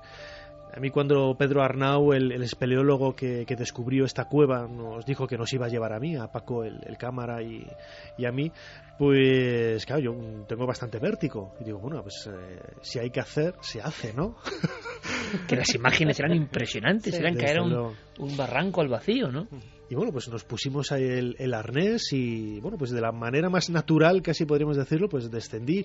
La subida fue más complicada, esto no salía en el reportaje, pero fue terriblemente más complicada. Pero la experiencia de estar dentro de una cueva, porque recuerda que te dije, Iker, digo, vamos a hacer un reportaje de un sitio que no se puede visitar y de una escultura que no se puede ver porque estaba en los almacenes del museo, ¿no? Y entonces había que contar esa historia de una manera especial, ¿no? Entonces, bueno, pues ayudándonos de diferentes técnicas como las cámaras GoPro que solemos utilizar mucho para los reportajes y que... ¿Qué es una cámara GoPro? ¿Para qué? Es lo que debo decir, cuentan un poco en primera persona, en primer plano, lo que tú vas viendo, ¿no? Te la pones en la cabeza o en un arnés sobre el pecho y va viendo lo que tú vas viendo, ¿no? Y eso es lo que registra la tarjeta. Bueno, pues descendimos a esa cueva y había un apartado a la izquierda, lo recuerdo, que era el acceso a ese santuario, que me dice Pedro, hay que pasar por ahí. Y la oquedad era una oquedad del tamaño de un microondas, lo recuerdo. Y yo por ahí no entro. Digo, es que sí que entras y tal. Entonces me ayudó, claro, yo mido 1,82 y bueno, pues moviéndose casi reptando como una serpiente, pues pude llegar hasta abajo. Una vez más, el acceso al lugar tenebroso era un acceso pequeño que te permite casi como un nacimiento y renacimiento, ¿eh? Sí, es como un parto inverso, es una cosa muy curiosa. Que no es un tubo, sino que es una mini cueva, un acceso de 5 metros con sus recovecos, sus esquinas, sus salientes en la roca que te vas enganchando en cada giro que haces, ¿no? Tienes que estar moviéndote, pues eso, como bailando un twist, pero bajando por el interior de la cueva hasta que llegas, y la sensación de... una sensación parecida cuando estás en el interior de la Gran Pirámide, de saber que tienes delante de ti, bueno, mejor dicho, encima de ti una montaña con millones de toneladas de piedra, ¿no? Y que ese fue el lugar elegido por los antiguos habitantes de la isla para crear su santuario, un lugar absolutamente inaccesible. Nosotros bajamos con arneses, pero ¿cómo bajaron ellos? ¿Cómo bajaron ellos a esos casi 30 metros de caída en el lugar en donde estaba la cueva, ¿no? Para mí es una de las mejores experiencias de todo este año. También tiene bastante de metafísico, ¿eh? Porque te quiero decir, uno está siendo consciente de que está en un lugar sagrado, un lugar distinto, y ese impacto lo hemos vivido recientemente nosotros, Carmen, en una experiencia que ya veremos cuando la sacamos, el que llamamos Proyecto Alma, con un grupo de personas, ver si todo esto que hablamos de la prehistoria se captaba. Y tú lo viviste con el maestro Enrique de Vicente. Tuvo que pasar esa oquedad o ese parto que parece que es como el límite o la puerta en todos los lugares mágicos de la prehistoria. Lo pasó francamente mal, tú lo ayudaste, pero lo que estaba contando ahora mismo Nacho y lo que estaba contando Pablo, hay como pruebas para el héroe. En la antigüedad el que se metía y era un héroe y tenía que pasar unas pruebas. Muchas de esas oquedades parecen vaginas realmente, parece úteros de la madre tierra, sales o entras, y cuando hemos hablado con algún especialista, ¿verdad?, nos hablaba que era la misma forma que sale el niño, la misma forma que adopta el iniciando, ¿no?, que está ahí, es como la del niño. Y curiosamente, sí, la forma en que el ginecólogo saca al niño en el la canal madre. de parto, exactamente. Y curiosamente, lo contaba Pablo, tú lo sabes muy bien, en muchas cavernas hemos visto que justo enfrente de las pinturas más misteriosas, justo enfrente de las pinturas más significativas que ya no sabemos leer, había una especie de, vamos a llamarlo asientito, nicho, reposadero. Es decir, estaba ahí el lugar para ver esas pinturas, ¿verdad? Siempre hay lugares, yo creo, elegidos. Por ejemplo, en la Cueva del Castillo hay un panel que además no se puede ver porque es una de las zonas que la gente no puede entrar precisamente por lo inaccesible que es. En el castillo el panel está como en el techo, está lleno de los más extraños símbolos que hay en esa cueva, están ahí, como de unas cruces muy raras, una especie de dedos que están plasmados allí, y justo debajo tienes como una especie de sofá pétreo que te tienes que tumbar allí para observar lo que tienes encima de la cabeza. O sea que son lugares además siempre recogidos, siempre oquedades que te hacen ver desde otra perspectiva lo que aquellos antiguos dibujaron. Seguramente porque sabían que sentado delante de ese lugar uno lloraba, uno viajaba en el tiempo, uno de repente ensoñaba. Y Paco, seguro que tú nos vas a contar una cosa que se sale de esta perspectiva completamente. Por eso nos gusta. Intensas con Pepe Ortiz, ¿no? Por ejemplo. No, pero toda mi admiración para los compañeros que están en un estado físico impresionante para llegar a estos lugares, ¿no? Realmente tanto Nacho como Pablo... Luego hablaremos de personajes curiosos que se ayudan. Tienen esa fuerza, ¿no? Para llegar a esos lugares, ¿no? Bueno, los colaboradores. Fuerza hercúlea, lo de Pablo. No, bueno, hay que estar en forma. Y Nacho y su manera de reptar, ¿no? La verdad es que cuando Nacho cuenta la manera de reptar y Pablo, que es un poco el Hércules de Venezuela, vamos a ver, ¿qué cuentas tú? Tú no debes contar nada, porque ya has quedado fuera de juego. O sea, lo digo porque los compañeros tan alto, los amigos de Cuarto Milenio y de Milenio 3 estarán diciendo, vaya dos Hércules, ¿no? Hércules. Y efectivamente hay que ser uno Hércules y otro el hombre elástico. Hay que ser atletas. Toda mi admiración. Como yo, Hércules y otro el hombre elástico. Como yo estoy muy lejos de esa forma física, tirillas, ¿no? os voy a contar una cosa muy distinta. Un poco tirillas, sí. Bueno, yo he sufrido una transformación también física y mental, ¿no? Como todo el mundo sabe. Pero bueno, la verdad, sí, podría repetir, y yo creo que no hay mayor misterio que el ver nacer a tu hijo, ¿no? La verdad es que eso para mí ha sido el shock del año, ¿no? Pero bueno, por salirnos de esto, que tiene otro programa completamente distinto, yo creo que este año el shock emocional ha sido en las momias de Quinto. Hablábamos de esos lugares que están ocultos a la vista de la gente. Bueno, ¿cómo íbamos a pensar que en un pueblo tan cercano a Zaragoza como es Quinto iba a haber en una pequeña sala de una pequeña iglesia tantas momias allí puestas unas sobre otras, descuidadas, olvidadas? Menos mal que la alcaldesa de Quinto no ha dejado de luchar durante 2 años para que le hagan caso, y finalmente, bueno, el caso que le han hecho es que nos hemos acercado nosotros, un equipo de televisión. Tuvimos que luchar muchísimo en este reportaje porque intentaron obstaculizar nuestra grabación, porque piensan que la televisión siempre va a hacer allí el mal. Si no vamos a estropear las momias, pues lo vamos a contar y eso es malo para todo el mundo, ¿no? Bueno, yo tuve la ocasión de estar a solas en esa habitación rodeado de momias. ¿Cuál fue la sensación? Yo creo que bueno, Nacho está mucho más acostumbrado, vosotros también habéis estado cerca de muchísimas momias. A lo mejor Nacho incluso... Sí, pero aquellas eran terribles, las de Zaragoza, ¿eh? Y eran más recientes, muy reales. Eran muy reales. A eso es a lo que me voy a referir, ¿no? Que no es lo mismo, creo yo, que estar ante un faraón que al fin y al cabo, bueno, nos queda lejísimos, ¿no? Nacho lo tiene más presente porque está todo el día estudiando eso, pero para mí, pues, Tutankamón, pues es una persona muy lejana, ¿no? Pero el ver a una persona... ver un espejo de nosotros mismos. De antes de ayer. Además, todos pelirrojos, una cosa extrañísima. Allí la gente de Quinto me decía, es que no sé, aquí no hay ni un pelirrojo, no sé por qué todas las momias que están aquí son pelirrojas, ¿no? Pues serían de algún tipo de familia, de clan, que a lo mejor ya no recordamos que había niños, había muchísimos niños. En posiciones, a veces es verdad, con un gesto que puede ser por la desecación o no lo sé, pero que sobrecoge el alma. Y las imágenes de Paco solo con esas decenas de momias alrededor en un sitio tan oscuro eran impresionantes. Eso, la verdad, estar tan cerca de lo que somos, ¿no? Era contemplar la muerte un poco. Completamente. Eso que es un tabú. Yo por lo menos no estoy preparado. Es esto que ya me preguntaban en uno de los nuestros. Sí, tienes esa curiosidad de qué hay después, ¿no? Bueno, cuando llegará. Pero nos da miedo, no nos explican. Es un tabú tan grande, tan terrible, ¿no? En Occidente. Y el estar allí delante de un semejante, tú solo, una persona que se ha consumido por completo y que te devuelve esa mirada, que es lo impresionante de esas momias, ¿no? Que están muy vivas, si me permitís la expresión, ¿no? Y ese tesoro tan humano metido en esa habitación, olvidado, ni siquiera las personas del pueblo lo habían disfrutado. Al final son nuestros semejantes, algunas estaban en un estado de conservación muy bueno.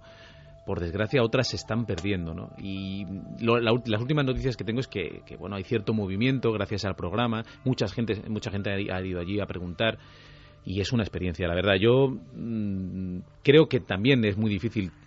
En esto sí que nos tenemos que sentir privilegiados, que las personas pueden estar tan cerca como estamos nosotros, ¿no? Hombre, es que ver las momias a esa distancia son privilegios, pero también sobrecogimientos. Y fijaos una cosa. Estamos prácticamente rematando ya esta primera parte, luego viene Clara, viene Santiago, viene Javier Pérez Campos, otra parte del equipo, y hablamos más de radio y más de testimonios que creo que hielan la sangre, pero podemos hilar con eso si os parece. Quiero que recordéis ya en vuestra mente personajes, personajes a los que les habéis puesto la cámara delante y os han impactado, por algún motivo, ¿vale? Vamos a hacer un homenaje a esos personajes.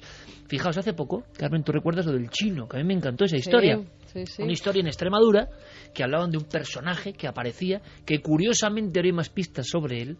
Al parecer fue un personaje ilusionista, mago o algo más, que hacía cosas rarísimas. Que curaba, aparecía, además. desaparecía, curaba, años 50. Y Nacho entrevistaba a una persona que se le ponían los ojos con lágrimas, y para mí esa es la fuerza del misterio auténtico. ¿Qué quieres que os diga? Llega la televisión, hablamos de años 50, han pasado 60 años de los acontecimientos, y esa persona delante de la cámara, con la frialdad que da una cámara, la tensión que uno tiene cuando está en un pueblo, cuando no es habitual que venga la tele a verte, ¿no?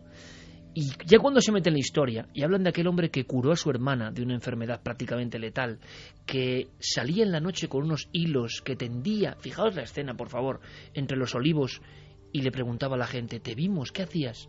Conectar con los míos, o hablar con los míos, ¿no? Ese hombre que era capaz de hacer ilusionismo, y que entraba la gente en una taberna en la Mata y había una persona con la cabeza separada del cuerpo y nadie sabía qué había ocurrido. Esas personas que... Esa persona, el supuesto chino, como le llamaban, que adivinaba la vida de cualquier persona que llegase al pueblo y nadie sabía cómo. Esa extrañeza se concentraba para mí, como espectador en este caso, en un total, llamamos total a esas declaraciones en televisión. Nunca vi un poder como ese, decía aquel hombre. Y se le humedecían los ojos. Pegaba así y decía, nunca vi un poder como ese. Eso lo he visto yo y lo afirmo. Hay personas que trascienden la pantalla. Uno en un reportaje, lo sabéis mejor que yo, aunque uno ha sido cocinero antes que fraile, sabe perfectamente que hay personas que cuentan una historia, perfecto. Pero a veces hay algunas que dan el salto, que se apoderan del corazón del que está enfrente, que lo cuentan de una forma que tú dices, mira, yo no sé qué pasó, quién era ese personaje que visitó aquellos pueblos y que curaba, pero sé que este hombre no me está mintiendo. Y yo quiero, y sé que es muy difícil, porque si hacéis cuentas, ¿cuántas personas habéis entrevistado en este año, no? Quiero que me destaquéis una y por qué. Mira, yo si tuviera que elegir, y redundando un poco en lo que he comentado antes, me quedaría con una figura que es la de Baldomero Álvarez, el descubridor de la Dama de Baza. Qué bueno. Yo recuerdo ese total, como tú decías, pues un poco la intrahistoria del programa, pues lo grabamos en la habitación mía del hotel, que luego lo ves en pantalla y queda tan espectacular y tan bonito, pues esa era la habitación mía del hotel. Y recuerdo el comienzo de... Porque yo le dije, don Baldomero, cuénteme libremente, venga, no hay límite de tiempo, el testimonio de cómo fue ese momento en el verano de 1971 en el Cerro Santuario, aquí a las afueras de Baza. Bueno, pues empieza, todos lo recordaréis, a contarlo de una manera muy viva. En algunos momentos incluso sonreía, que a veces ese tipo de sonrisas quita un poco de fuerza, ¿no?, al testimonio, pero yo ahí lo dejé, lo mantuve porque lo estaba contando con tanta viveza y sobre todo al llegar el instante, que es la fotografía que te mandé. De las más impresionantes del año para mí, que no sé si se puede contar, porque es difícil en radios imaginar esa escena, ¿no? Sí, es la Dama de Baza, la terrible y majestuosa diosa de la antigüedad, emergiendo de la tierra, ¿no? De la tierra, ¿no? Como si estuviera volviendo del más allá, que era lo que te decía yo en el correo electrónico aquella noche, ¿no? Y en ese momento, cuando él está describiendo ese instante en el que sale la Dama de Baza de la pared terrosa del suelo, él se le borra la sonrisa y dice de una manera casi majestática, parecía que estaba viva. Eso yo creo que me impresionó y lo hemos utilizado varias veces porque merecía la pena. Es verdad que yo como director de este programa a veces recibo imágenes que para muchos serán una simple imagen. Aquella es impresionante, la Dama de Baza, que podéis ver en el Museo Arqueológico Nacional, pero Nacho yo no la había visto, me la mandaba, pues la tierra se había apartado un poco de tierra y una parte del rostro, que además da una expresión que hiela la sangre, Respingo, ¿eh? Emergía de milenios de oscuridad, ¿no? Y ese hombre cómo lo contaba, mucho mejor que nosotros desde luego, impresionante, parecía que estaba viva. Le toqué con el palustre, sí, para quitarle un poco de tierra que tenía y sobre el entonces rostro. apareció ahí, y es un hombre que nos está contando cómo está viendo una diosa importantísima o una figura que vuelve a su encuentro milenios después. Pablo, tu personaje, tu entrevistado, ese que no puedes olvidar. Fue increíble, fue en Venezuela, que lo entrevistamos a las afueras de Caracas. Para mí, el último Indiana Jones vivo, real, que fue Charles Brewer Carias, que lo hemos visto en un programa, en un reportaje muy bonito y creo que quedó espectacular, el de Cerro Autana, y en recuerdo también a Félix Rodríguez de la Fuente rehaciendo aquel viaje a la Amazonía venezolana, a la montaña sagrada de los indios de aquella región. Y claro, y Charles, tuvimos que hablar con él porque era fundamental hablar con este hombre que conocía perfectamente y conoce Venezuela y el continente. Físicamente ya impone la presencia de él, con aquellos bigotes, con un aspecto británico, tomando su té además en una casa rural, en aquellas montañas a las afueras de Caracas. Y Charles encarna el personaje, tú lo has visto, te acuerdas de la imagen, salió poquito, pero bueno, tenemos una historia increíble, Iker, te prometo, sobre los cristales vivos de Venezuela, que Charles me los enseñó, los tengo grabados, cómo esos cristales vivos, según él, podrían proceder de otro planeta, sería vida extraterrestre, una historia tremenda, tremenda, tremenda, y este hombre que te lo cuenta, a mí, bueno, a José Alberto Gómez, nuestro cámara también, y Pablo Novoa, nos quedamos boquiabiertos cuando este hombre sacó los cristales, nos estuvo contando la historia del El Dorado de una forma tan didáctica, tan bonita, que nos hizo viajar al pasado, a Walter Raleigh, a uno de los buscadores del El Dorado, cuando nos contó sobre la crónica de Acacor y cómo estuvo buscando el Acacor en la frontera de Brasil. O sea, teníamos Indiana Jones delante de nosotros. Y nos queda casi un flash, ¿no? Una persona que descubre la Dama de Baza, un Indiana Jones auténtico. ¿Y Paco? ¿Os acordáis del asunto de miedo a la propia casa? Sí. Bueno, yo me quedo con él porque es el que me ha venido a la cabeza. Carlos Utrero, ese hombre sí, que nos abre su casa y nos dice que le ha cogido miedo a su casa, que su familia ya no va desde hace años, y que nos cuenta esa historia tan tremenda con un amigo que de repente se está atendiendo en el patio y se queda mirando hacia arriba y él lo ve desde el salón y dice que bueno, ¿qué hace este hombre? Sabiendo que en su casa han pasado cosas muy raras, ¿no? Y este es un amigo ajeno, ¿no? Y está poniéndose blanco. Claro, llega un momento que cuando se sienta blanco, no le dice nada, dice, oye, ¿qué te pasaba? ¿Por qué estabas ahí mirando? Dice, nada, hombre, que la señora esa que me miraba rarísima, la vecina de arriba, dice, ¿pero qué vecina de arriba, tío? ¿Qué me estás diciendo? Si no hay ninguna vecina arriba. Dice, hombre, como que no, una señora mayor. Dice, pero si esa señora murió hace 3 años. Y esa historia que nos contó y de esa manera, cómo lo contaba, con esa fuerza, ¿qué es lo que estábamos contando? Exacto. Oigan, señores, yo no les puedo decir si eso pasó o no pasó, pero lo que les puedo decir es que este hombre no miente, ¿no? Que él lo está contando como lo vivió. Pues yo creo que los reporteros, estos 3 reporteros en concreto, esta noche han hecho muy bien sus deberes. No eran fáciles algunas respuestas. No. Y estos 3 testigos tan diferentes entre sí, yo creo que expresan, no sé qué opinas tú, los 3 mundos que están aquí perfectamente representados, pero que se conjuntan en uno solo, ¿no? Totalmente. Hay además personas que por cómo lo cuentan o por su propia experiencia, por la vivencia que ha tenido, se te quedan en el recuerdo y siempre viajan contigo, ¿no? Porque es su verdad y ellos lo creen fervientemente. En los 3 casos, por un descubrimiento, por un viaje y una historia, y por tener miedo al propio medio, al propio sitio donde tú vives. O sea, son 3 vivencias muy diferentes que reflejan perfectamente lo que es Cuarto Milenio, que es la vida en sí. La vida en sí, fíjate, una vida que Iker, nosotros no tenemos casi tiempo, Nacho. Que un denominador común, vuelvo a insistir en la expresión, de lo que hemos contado todos nosotros esta noche, la arqueología de Pablo, el descubrimiento de las momias, misiveros, siempre vinculados al mundo de la historia y de la arqueología. El misterio no solamente es los fenómenos paranormales, los ovnis, la etiqueta que siempre nos cuelgan. Con todo el respeto, porque también nos interesa, por supuestísimo, pero es una parte más. Bueno, ¿qué? ¿Os apuntáis a la 10ª? Hombre, por supuesto. La 10ª no es la del Real Madrid, es la que viene a partir de septiembre. Y lo más importante es que la conversión de Paco a la creencia en todos esos fenómenos. Total. Lo más sorprendente. Es que Paco, además, cada vez que ha venido al plató en el último año, cada cosa le impresionaba más. Y digo, Paco, es el reportero del año, lo vais a permitir, reportero del año. Las malas influencias, yo creo que son. Paco, Pablo, Nacho, muchísimas gracias. Gracias a ti. A por una feliz 10ª temporada, que descanséis un poquito, no mucho, y que sigamos tejiendo sueños. Si Gerardo nos deja. Si Gerardo os deja, yo creo que simplemente lo que haremos será seguir provocando ilusiones, y solo cuando pasen muchos años sabremos la dimensión de lo que estamos haciendo. Gracias, amigos. Muchas gracias. A seguir soñando. Gracias.